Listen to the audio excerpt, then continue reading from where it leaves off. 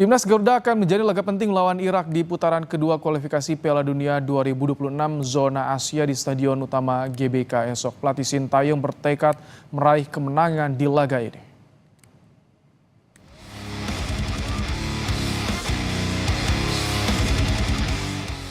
Pelatih Timnas Indonesia Sintayong berupaya menjaga mental dan memotivasi anak asuhnya jelang laga melawan Irak di putaran kedua kualifikasi Piala Dunia 2026 Kamis besok. STY mengakui Irak tim yang bagus dan kuat, namun sang pelatih optimistis bisa mengalahkan lawan yang saat ini ada di peringkat 58 ranking FIFA.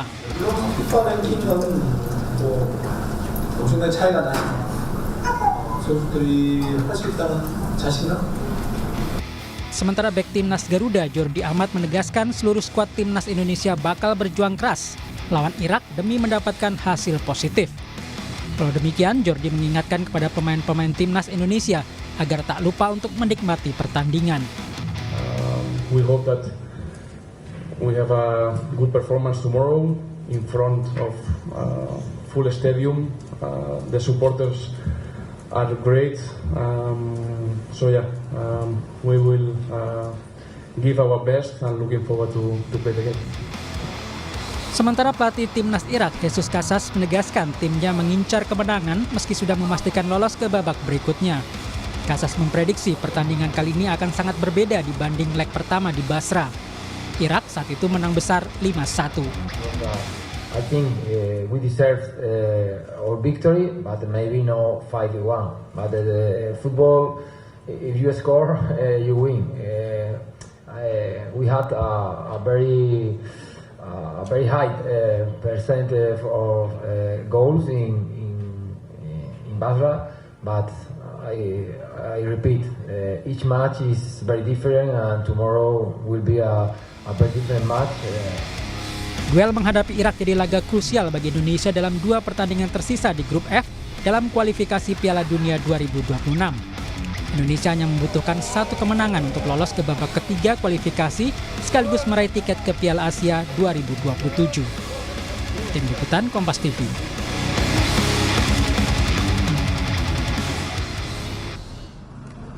Jelang laga Timnas lawan Irak, Ketua Umum PSSI Erick Thohir telah mengecek kondisi rumput di Stadion Utama Gelora Bung Karno.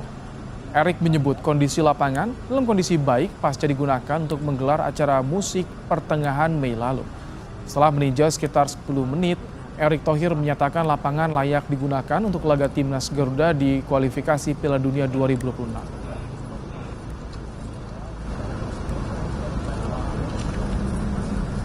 Kita bisa lihat hasilnya.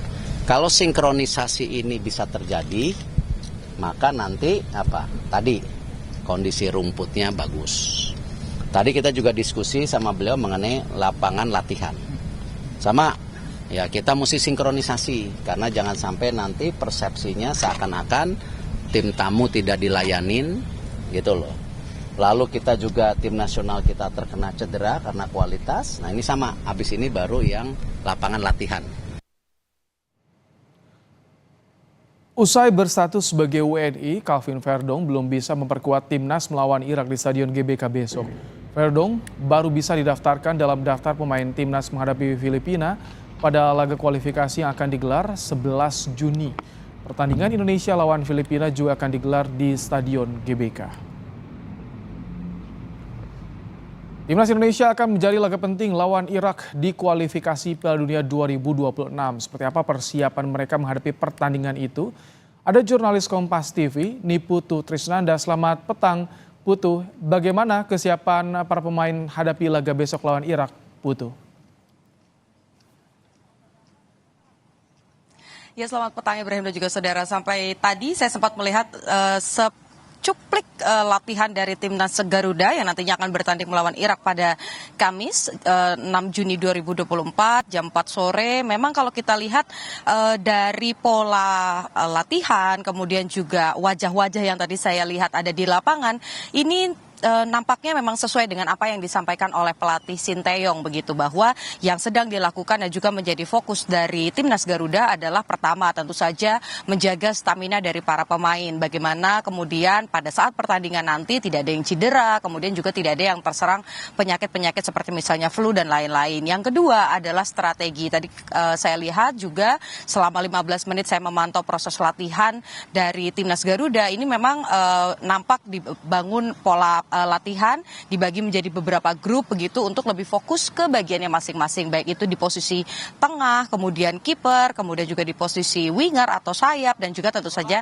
striker. Tapi yang menjadi penting juga tadi disampaikan oleh Sinteyong adalah terkait dengan nyali dan juga mental para pemain. Bagaimana kemudian ini merupakan pertandingan kedua antara Indonesia dan juga Irak setelah sebelumnya sempat dikalahkan oleh Irak di Basra dengan kita hanya mendapatkan 1 gol, sementara Irak berhasil mendapatkan 5 gol. Tentu ini yang coba disadarkan oleh pelatih Sinteyong kepada para pemain agar bisa tetap bermain dengan tenang, fokus dengan strategi-strategi yang juga sudah disiapkan, tidak kemudian membuang kesempatan-kesempatan, dan tentu saja bisa memanfaatkan kesempatan yang didapatkan oleh Timnas Garuda.